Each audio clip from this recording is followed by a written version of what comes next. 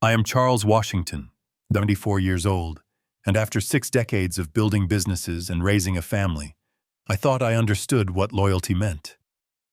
As a retired construction company owner who employed over 40 people throughout my career, I believed that hard work and sacrifice would earn respect from those closest to me. Last December, that belief was shattered when my own son told me I wasn't welcome at Christmas dinner. Before I continue this story, please subscribe to the channel and let me know where you're listening from in the comments below. Hit like if you've ever been taken advantage of by family members who saw your generosity as weakness. Growing up in Detroit during the 50s meant understanding the value of family and community. My father worked double shifts at the Ford plant, while my mother cleaned houses to put food on our table. They taught me that family comes first, no matter what. When I started my construction business in 1975, with nothing but a pickup truck and determination, those lessons guided every decision I made. For 30 years, I built that company from the ground up. We specialized in residential construction and small commercial projects throughout Michigan. The work was honest, the pay was fair, and I treated every employee like family. When my wife Ruby passed away 8 years ago from cancer, my son Thomas became the most important person in my world. Thomas married Vanessa 5 years later, a woman from the affluent Whitman family, who made it clear from day one that my blue-collar background didn't meet their standards. But I pushed aside my concerns because I wanted my son to be happy. When they decided to buy their dream house in the suburbs, I didn't hesitate to help. The monthly mortgage payments were $3,200.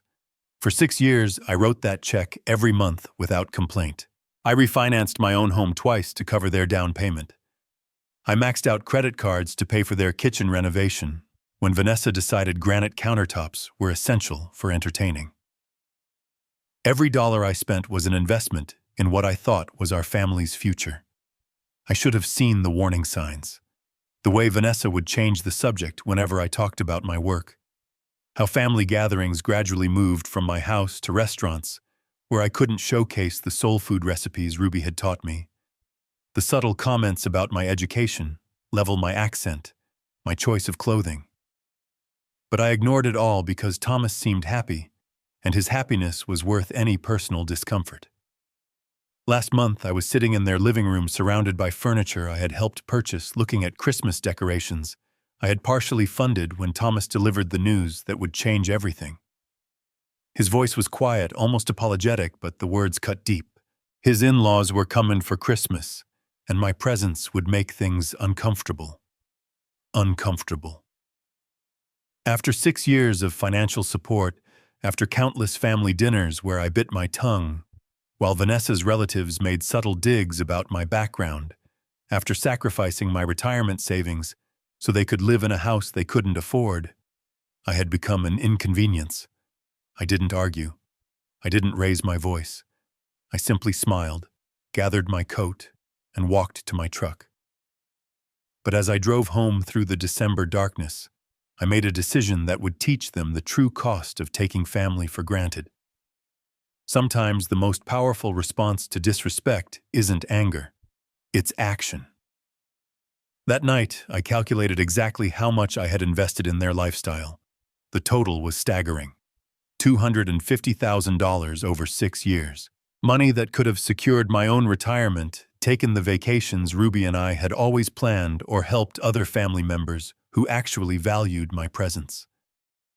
The next morning, I made one phone call that would change everything. That call was to my bank, but before I could dial, my phone rang. Vanessa's name flashed on the screen like a warning signal. I let it ring 3 times before answering, already knowing this conversation would reveal everything I needed to know about their true feelings. Charles.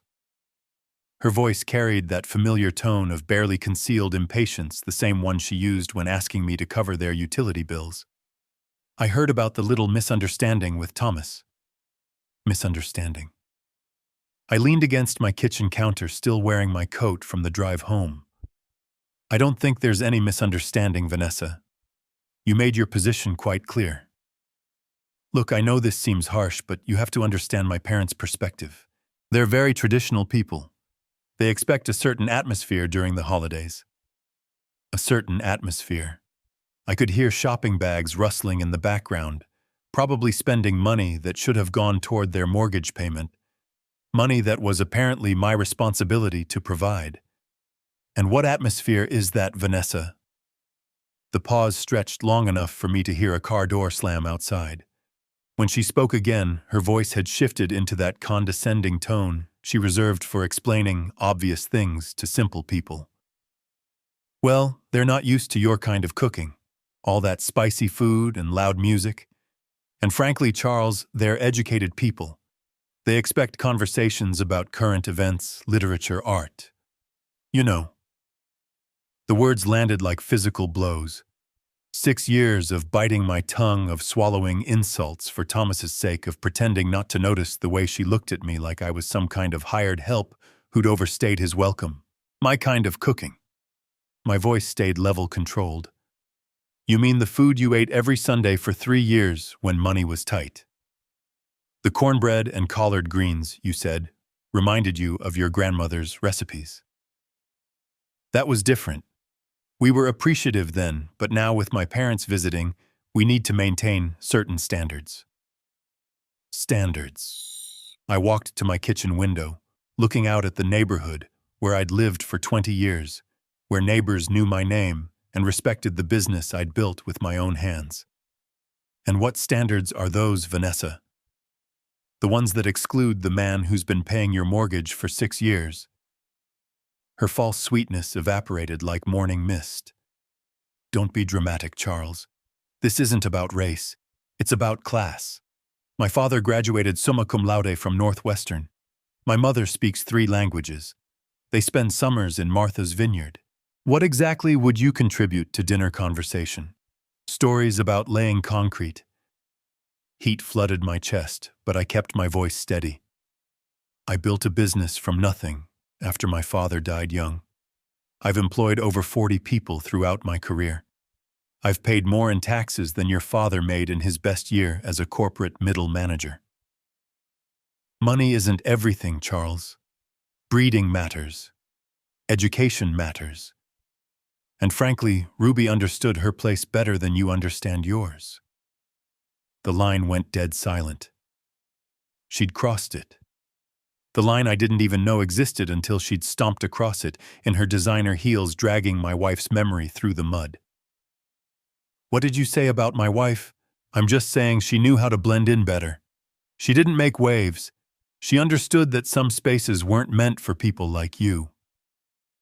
My hand tightened around the phone until my knuckles ached. Ruby had died with grace and dignity, never once complaining about the chemotherapy or the pain. She'd worried more about my loneliness than her own suffering. And this woman who'd never worked a day in her privileged life was using her memory as a weapon. Vanessa, I said, my voice dropping to something I didn't recognize. Ruby had more class in her little finger than your entire bloodline will ever possess. Oh, please. She was a seamstress who got lucky. At least she had the good sense to stay quiet about it. The kitchen felt smaller suddenly, like the walls were closing in. Outside, Christmas lights twinkled in windows where families gathered without conditions, without the need to hide who they were or apologize for their backgrounds. You want to know what I contribute to dinner conversations? I contribute the money that pays for the dinner. The table you'll be eating at. The house you'll be hosting in. Every single thing you'll be showing off to your parents exists because of my generosity. Generosity. She laughed to sound like breaking glass. You think this is charity? This is family obligation, Charles. Thomas is your only child. Supporting him is your responsibility, not some favor you're doing us. Family obligation. After 6 years of watching her spend my money on designer purses while I ate peanut butter sandwiches for lunch. After countless family gatherings where she'd introduce me as Thomas's father without mentioning that I was financing their entire lifestyle. I want you to listen very carefully, Vanessa. This conversation is over. You can't just walk away from your responsibilities because your feelings are hurt. We have a mortgage, Charles. We have bills. You can't just abandon your family. My family, I repeated slowly, would never make me choose between my dignity and their love. What's that supposed to mean? It means I'm done pretending to be grateful for scraps of attention from people who see me as nothing more than a walking ATM. It means you and your parents can enjoy your sophisticated Christmas dinner without the embarrassment of my presence. Charles, you're being ridiculous. One dinner doesn't change 6 years of support. You're right, I said, surprising myself with how calm I felt. 6 years of support should have earned me basic respect.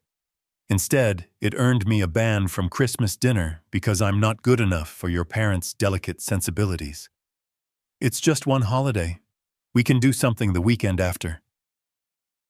The weekend after. Like Christmas was just another appointment that could be rescheduled for convenience. Vanessa, I want you to remember this conversation. Every word of it. Because this is the moment everything changed. I ended the call and set the phone down carefully on my counter. Around me, the kitchen felt different, cleaner somehow, like a weight had been lifted from the very air. Now it was time to make that call to the bank. I pulled out the manila folder I'd been avoiding for months. Bank statements, mortgage papers, 6 years of automatic transfers that had bled me dry while they lived like royalty.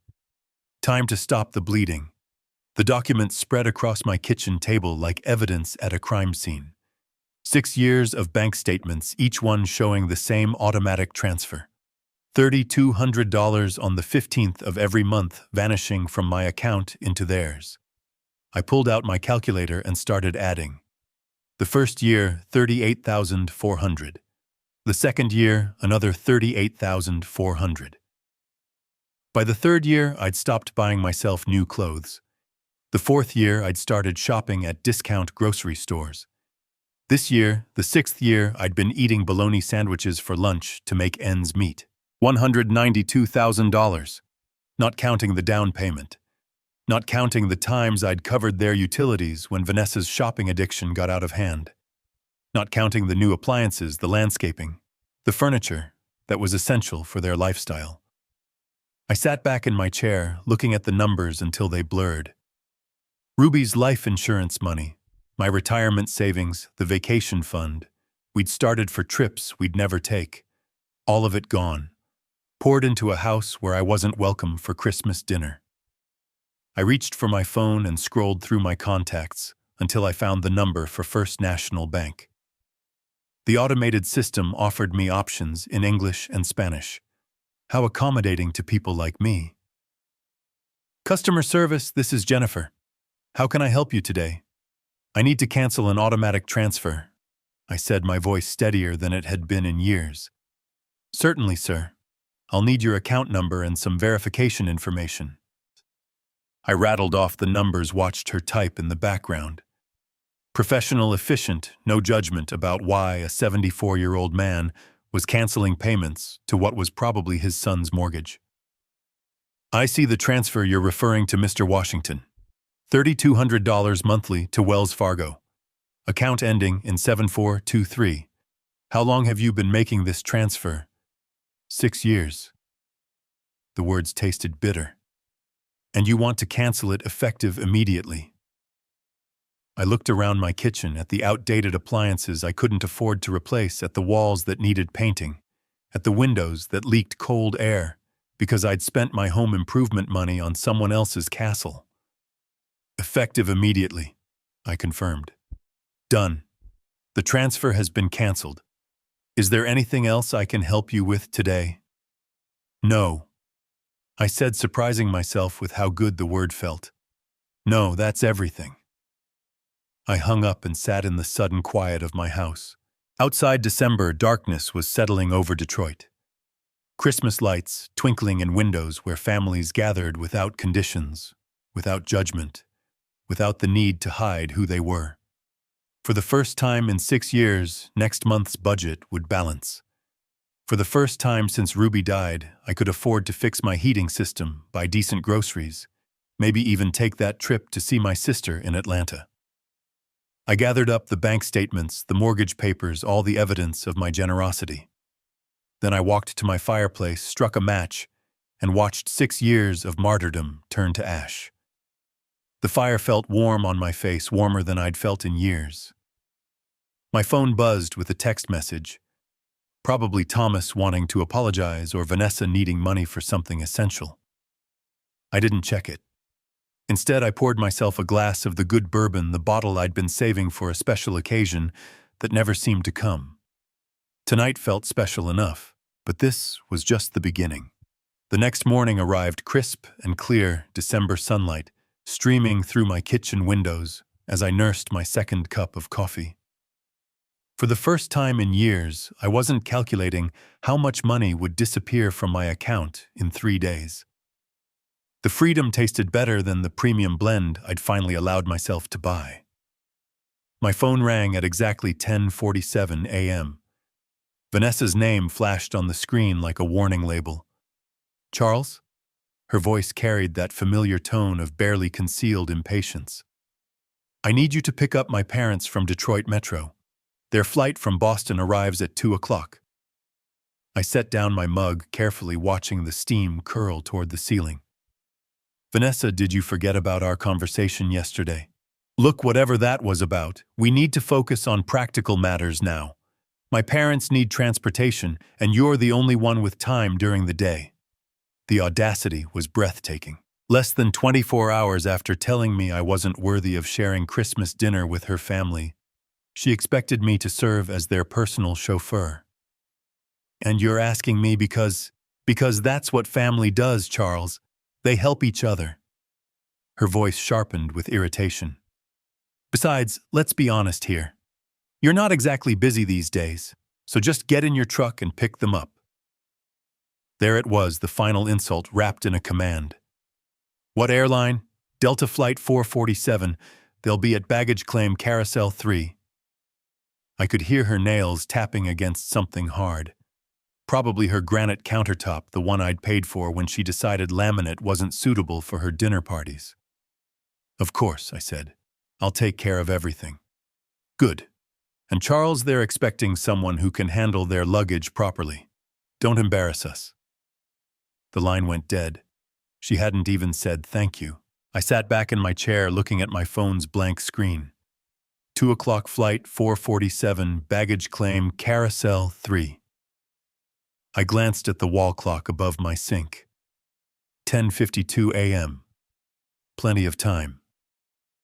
I poured myself another cup of coffee, added an extra spoonful of sugar, and opened yesterday's newspaper to the crossword puzzle I hadn't finished.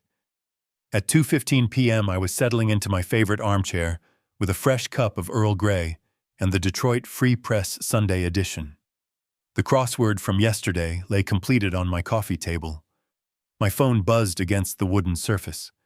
Vanessa's name again. I let it ring. 2:47 p.m. The phone buzzed again. This time I could see the preview of her text. "Charles, where are you?" "My parents are." I turned the phone face down and returned to the sports section. The calls started coming faster after that. 2:55 p.m., 3 calls in rapid succession. 3:15 p.m., 5 more calls from unknown numbers. Probably her parents borrowing someone's phone at the airport. By 3:30, my phone had buzzed 15 times. I'd finished the newspaper, brewed a second pot of tea, and started organizing the junk drawer in my kitchen table. 3:45 p.m. brought 10 more calls in 15 minutes. The buzzing became constant, like an angry wasp trapped against glass. I could picture them standing at baggage claim, confusion, turning to anger, then to panic, as they realized their personal chauffeur had the audacity to strand them. 4 o'clock arrived with 20 more calls. Unknown numbers, Vanessa's number, then back to unknown numbers. The desperation was becoming palpable even through the silence of my ignored phone. 4:15 p.m. delivered the final wave. 25 calls in 30 minutes. The phone screen lit up and went dark, lit up and went dark, a frantic strobe light of entitlement meeting reality. I counted them later. 98 missed calls total. 98 attempts to command me, guilt me, or manipulate me into resuming my role as their personal servant. At 4:30, I walked to my kitchen and unplugged my landline from the wall. Then I turned my cell phone completely off. Perfect silence. I made myself a grilled cheese sandwich and heated up a can of tomato soup, comfort food I hadn't allowed myself in months, because every grocery dollar had gone toward making ends meet while subsidizing their lifestyle. Outside, the winter sun was already starting to set, casting long shadows across my backyard. Somewhere across town, 3 people were probably standing in an airport parking garage, arguing about taxi fare and wondering how their personal servant had developed a backbone. By 5:30 p.m., I'd eaten dinner, loaded my dishwasher, and was considering what movie to watch.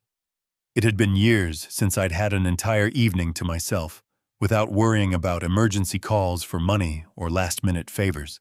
I was reaching for the remote when someone started pounding on my front door. Not knocking, pounding. The kind of aggressive hammering that rattled the frame and announced pure fury. Through the peephole, I could see 3 figures crowded on my small porch like wolves circling prey. Time to face the music. I opened the door to find William Whitman's red face inches from mine. "What the hell is wrong with you?" he shouted, pushing past me into my living room without invitation. "We waited at that airport for over 3 hours."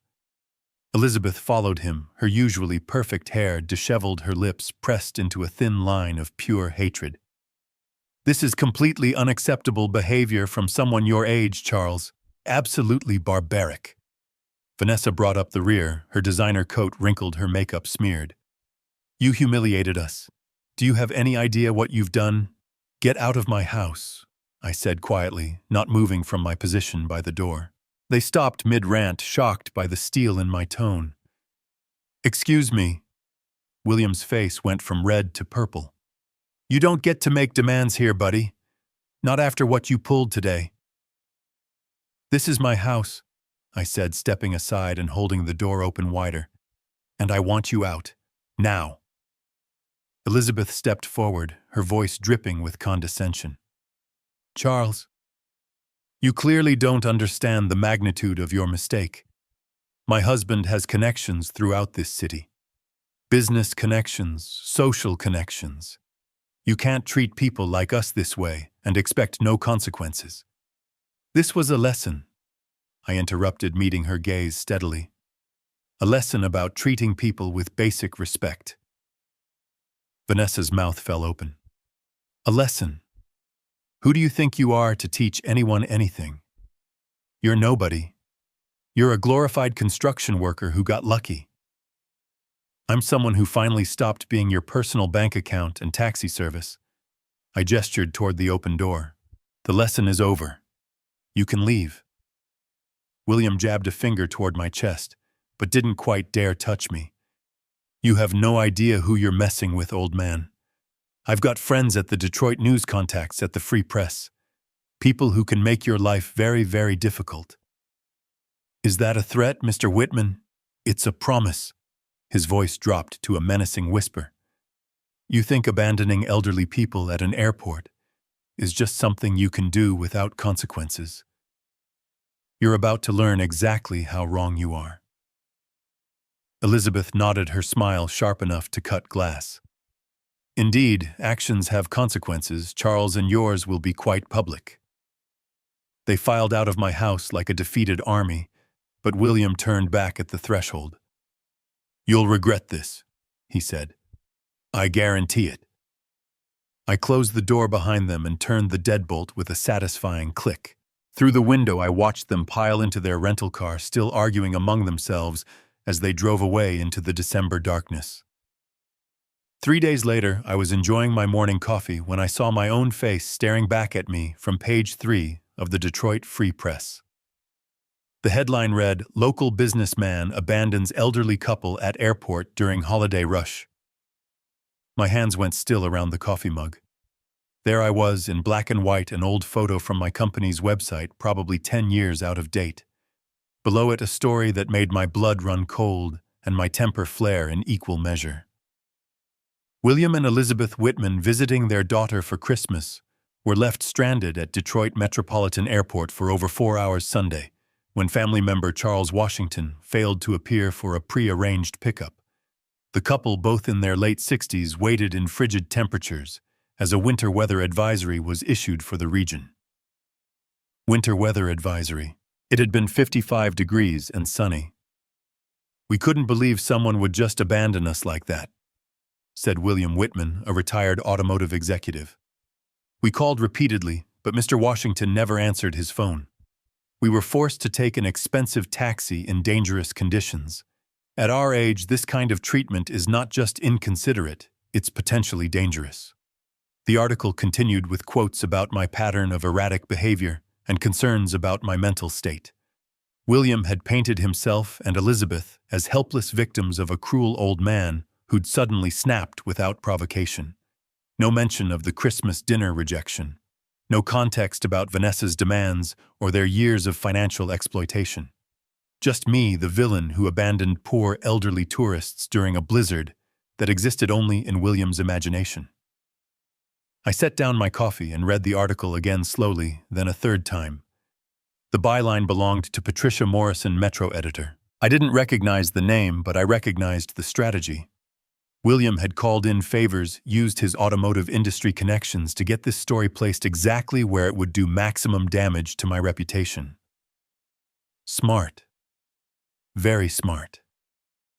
For the first time since this whole mess started, when I felt a grudging respect for my opponents.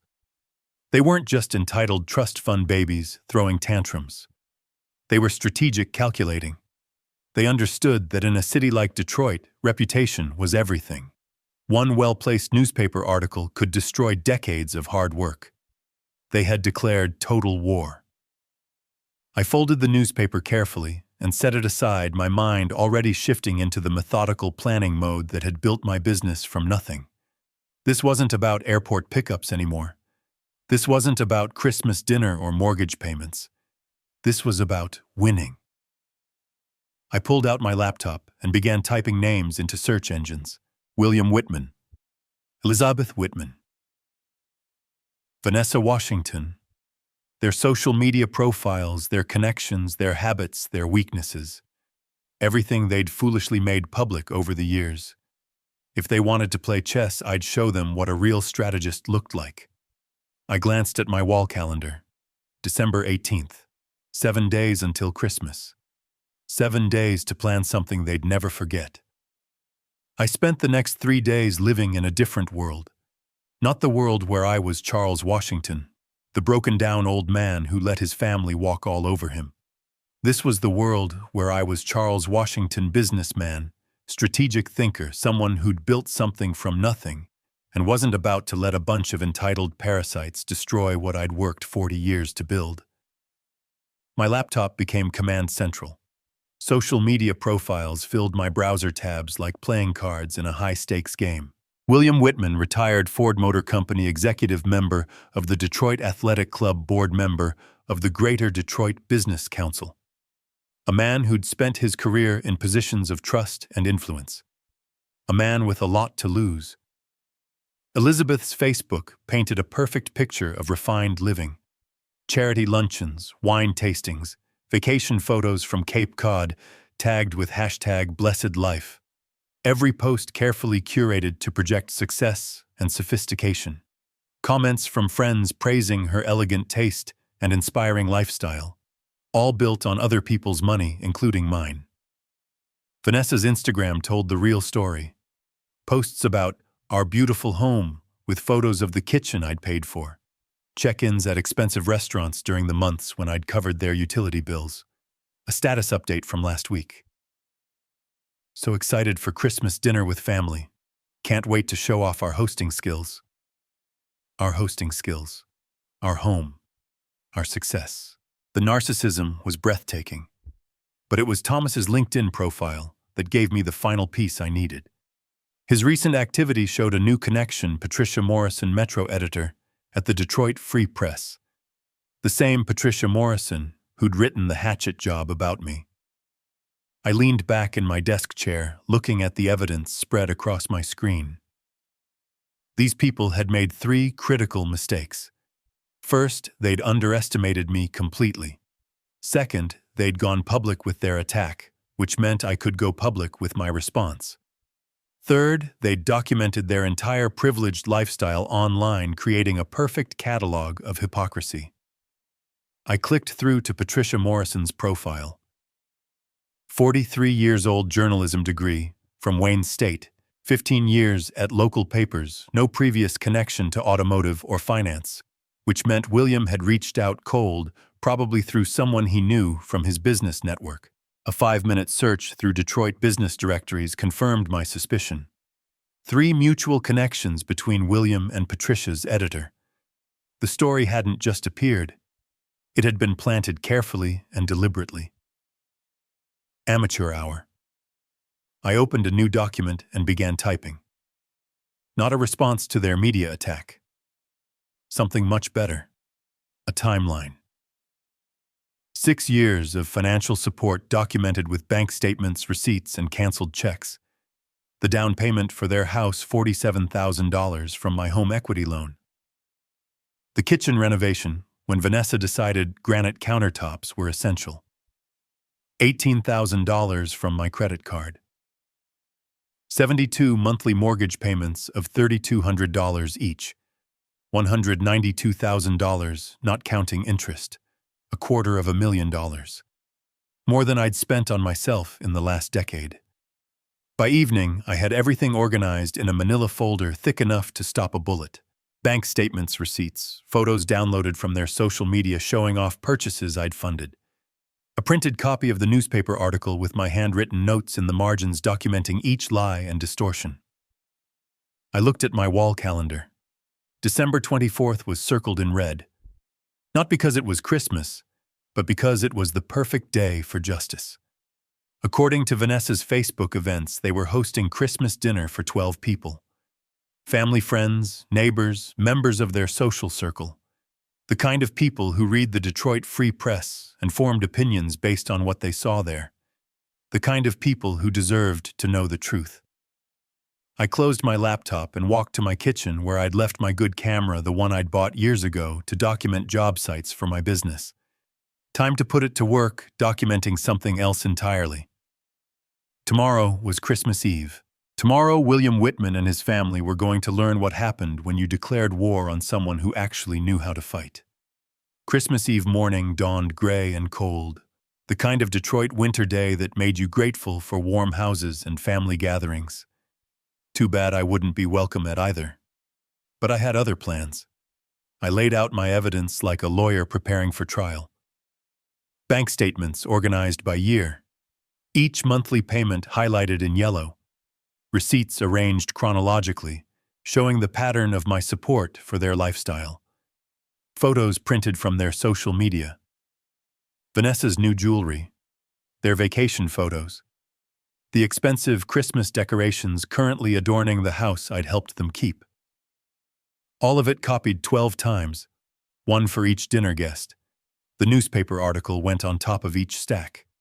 My red pen notes visible in the margins. Lie, written next to William's quotes about dangerous weather. False, beside the claim about my erratic behavior. Missing context, highlighted where they'd failed to mention 6 years of financial support. I dressed carefully in my best suit, the navy blue one I'd worn to Ruby's funeral, pressed and ready for another kind of farewell.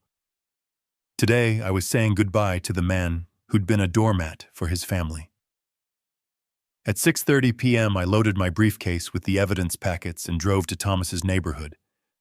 Their house glowed with warm light, cars filling the driveway and lining the street.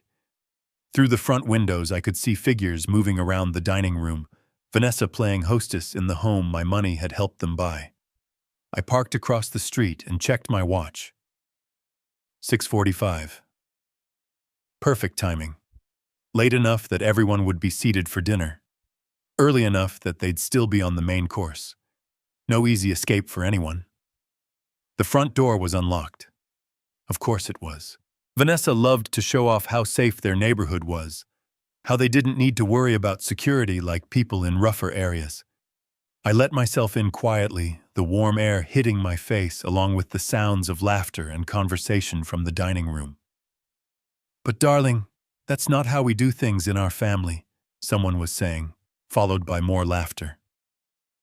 Our family. After everything they'd done to exclude me from it. I walked into the dining room carrying my briefcase. 12 faces turned toward me with expressions ranging from surprise to horror. Vanessa froze with her wine glass halfway to her lips. Thomas's face went pale. William and Elizabeth looked like they'd seen a ghost. "Good evening, everyone," I said calmly, setting my briefcase on their marble sideboard. "I hope you don't mind me joining your Christmas celebration." Vanessa found her voice first. "Charles, this is completely inappropriate. You need to leave immediately." "Actually," I said, opening my briefcase and pulling out the first stack of papers, "I think your guests deserve to know who really paid for this dinner, this house, and this lifestyle you've been showing off." A woman I didn't recognize, probably one of Elizabeth's charity friends, leaned forward with curiosity. "What is he talking about, Vanessa?" "He's having some kind of episode," Vanessa said quickly. "Thomas, call someone." But I was already moving around the table, placing a packet of documents in front of each guest. "Here are the bank records," I said conversationally. 6 years of financial support. $192,000 in mortgage payments alone, plus the down payment, renovations, furniture, appliances. Everything you see around you. The room went silent except for the rustling of papers as 12 people began examining the evidence. I watched their faces change as they absorbed the numbers, the dates, the undeniable proof of my generosity and their deception. "This is outrageous." One man started, then stopped staring at a bank statement. A woman across from him finished his thought. "Vanessa, why didn't you tell us any of this?" Vanessa's perfect composure was cracking. "It's more complicated than it looks. Charles volunteered to help us. We never asked for anything." "Actually," I interrupted, pulling out the newspaper article, "let's talk about what you did ask for and what you told the media about me." The temperature in the room seemed to drop 10 degrees. I placed copies of the newspaper article on the table, watching as the dinner guests recognized my photo from the unflattering story that had run 3 days earlier. "Now," I said, my voice carrying clearly through the sudden silence, "let's talk about the real manipulators in this family." William's face had gone from red to ashen. Elizabeth sat rigid in her chair, her wine glass forgotten in her hand. "Mr. Whitman here used his automotive industry connections to plant this story." I continued tapping the newspaper. "Notice how I'm portrayed as unstable and dangerous, abandoning poor elderly people in freezing weather." A gray-haired man in an expensive sweater looked up from the article. "William, what is this about? The weather was 55 degrees and sunny," I said before William could answer. "And they weren't stranded tourists. They were Vanessa's parents coming to the Christmas dinner I'd been banned from attending because I wasn't good enough for their company." Elizabeth finally found her voice. "That's not what happened. We never said you weren't good enough." "You never said what, Elizabeth?" I pulled out my phone where I'd screenshot several of Vanessa's social media posts. "That I was too low class for your parents. That my soul food and working class conversation would embarrass you in front of your educated friends." The woman I'd identified as one of Elizabeth's charity friends shifted uncomfortably. "Elizabeth, surely you didn't say such things." "He's twisting everything," William blustered, but his voice lacked conviction. "This man has serious issues. The stress of aging, financial problems." "Financial problems?" I almost laughed. "Mr. Whitman, I've been supporting your daughter and son-in-law to the tune of nearly $3,500 a month for 6 years. The only financial problems here are the ones you're about to have." I turned to address the entire table. "These people have taken $250,000 from me while calling me names behind my back. They've manipulated my son against me, banned me from family gatherings, and when I finally stood up for myself, they tried to destroy my reputation in the newspaper." Thomas spoke for the first time, his voice barely above a whisper. "Dad, I didn't know about the newspaper." "Your wife knew," I said quietly, "and her parents orchestrated it. They turned me into a villain, for refusing to be their personal ATM and chauffeur. The social dynamic in the room was shifting like tectonic plates. I could see it in the guests' faces, the gradual realization that everything they'd been told about tonight's generous hosts was built on lies. "This is unconscionable," said an elderly woman in pearls staring at the bank statements.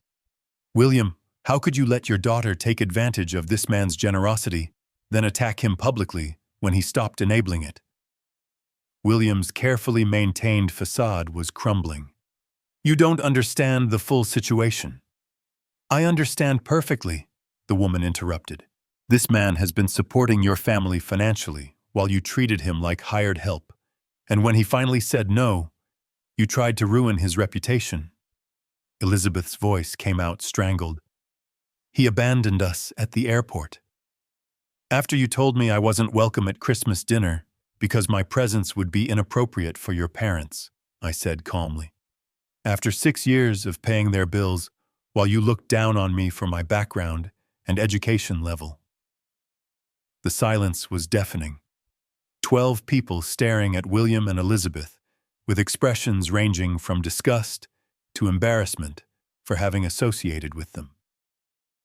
Vanessa made one last desperate attempt to control the narrative. "Everyone, please. This is a family matter that's gotten out of hand." "No," I said firmly. "This stopped being a family matter when you made it public, when you used the newspaper to attack my character, when you decided my reputation was acceptable collateral damage for your pride." I looked around this table at faces I didn't recognize but who now knew exactly who I was. "I wanted you all to know the truth before you read about Charles Washington in the paper again. Because you will read about me again, but next time it'll be the real story." A younger man, probably someone's son, looked up from the documents. "Mr. Washington, are you saying they've been lying about supporting themselves?" "I'm saying they've been living a lifestyle they couldn't afford, while the man who made it possible was considered too embarrassing to share Christmas dinner with their family." "That's not fair," Thomas said weakly. "Dad, we always appreciated everything you did." "Appreciated?" I turned to face my son directly. "Son, appreciation doesn't ban someone from Christmas dinner. Appreciation doesn't involve planting newspaper stories to destroy someone's reputation. Appreciation doesn't include telling me that my dead wife knew her place better than I know mine." Several guests gasped. The woman in pearls set down her fork with a sharp clink. "They said that about your late wife." "Among other things," I replied. 6 years of subtle insults, class discrimination, and racial undertones. All while I paid their bills and kept quiet for the sake of family harmony. Elizabeth stood up abruptly, her chair scraping against the hardwood floor. "We don't have to listen to this." "Actually, you do," said the gray-haired man, who I now recognized as someone important from the look of deference the other guests were showing him. "You invited us here under false pretenses.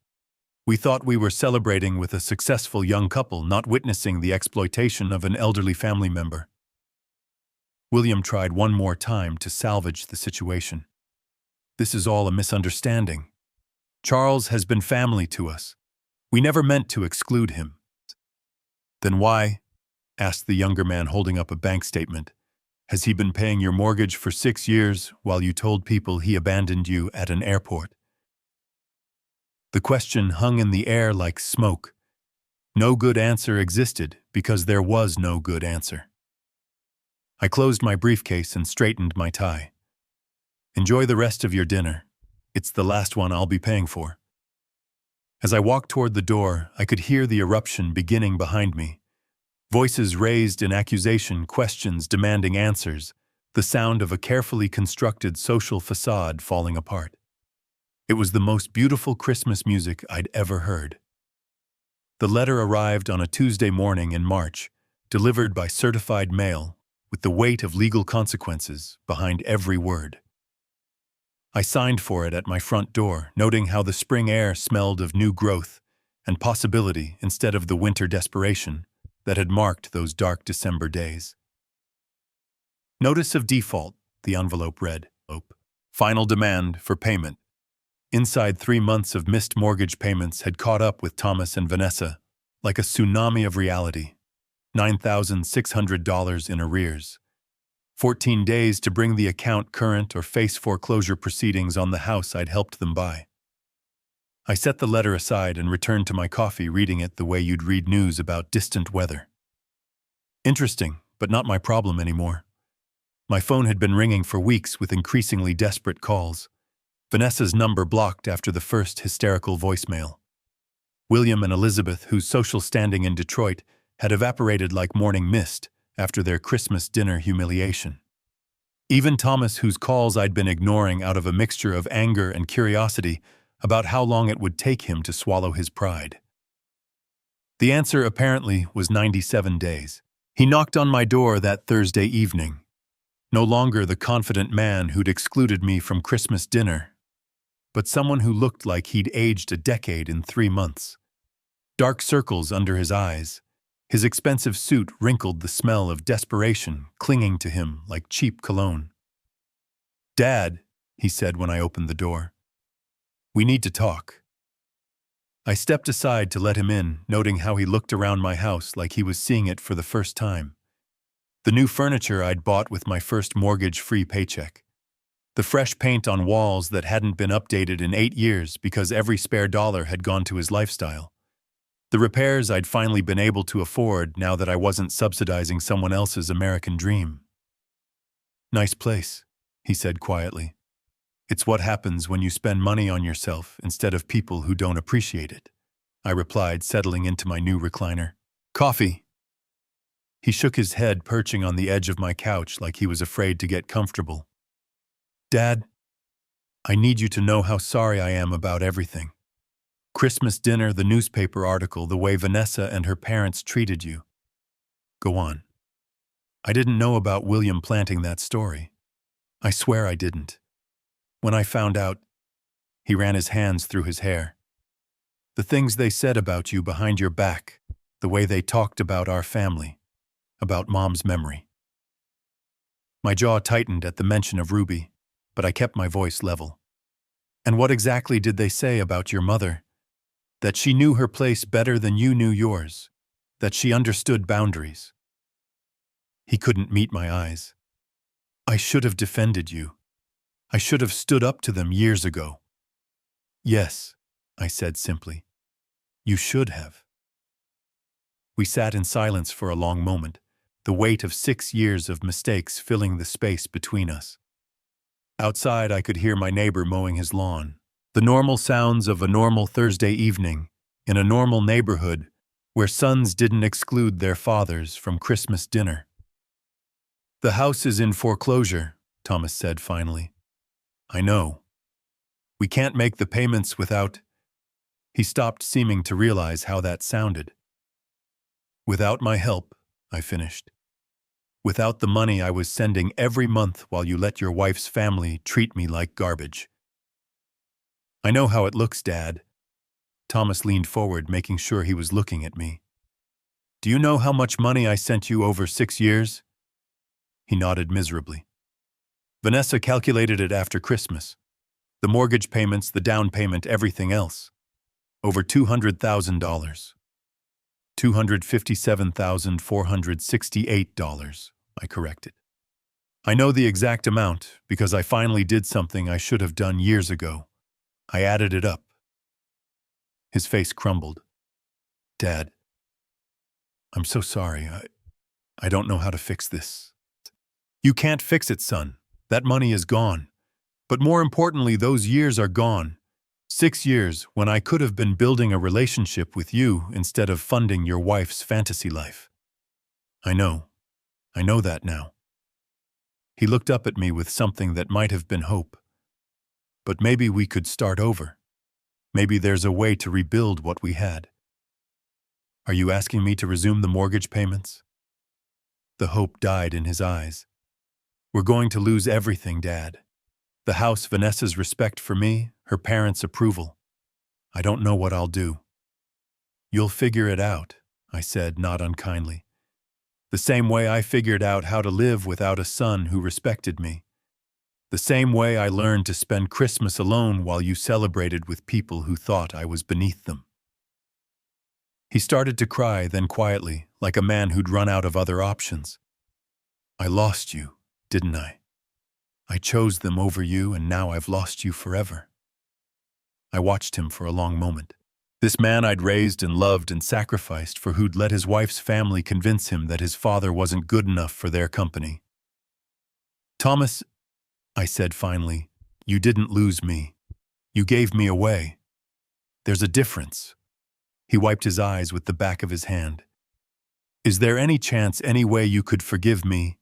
"I forgave you months ago," I said, and meant it. But forgiveness doesn't mean going back to the way things were. It doesn't mean pretending this didn't happen, or that I'm going to resume paying for a lifestyle that came with the condition that I be grateful for scraps of your attention. Then what does it mean? I stood up and walked to my mantel where Ruby's photo sat next to a new picture. Me with my sister Rosa and her family at Easter dinner. The first holiday I'd spent with people who actually wanted me there. It means that if you want a relationship with me, you'll have to build it from scratch. It means showing me respect instead of demanding I earn it. It means making choices based on what's right, not what's convenient. I turned back to him. And it means that the next time someone, your wife, her parents, anyone tries to exclude me from family gatherings, you'll remember who actually acts like family. He nodded slowly, understanding, perhaps for the first time, that respect wasn't something you could take for granted. "The house?" he asked quietly. "That isn't your problem anymore." I sat back down, feeling lighter than I had in years. "You're a grown man, Thomas. Figure it out like grown men do.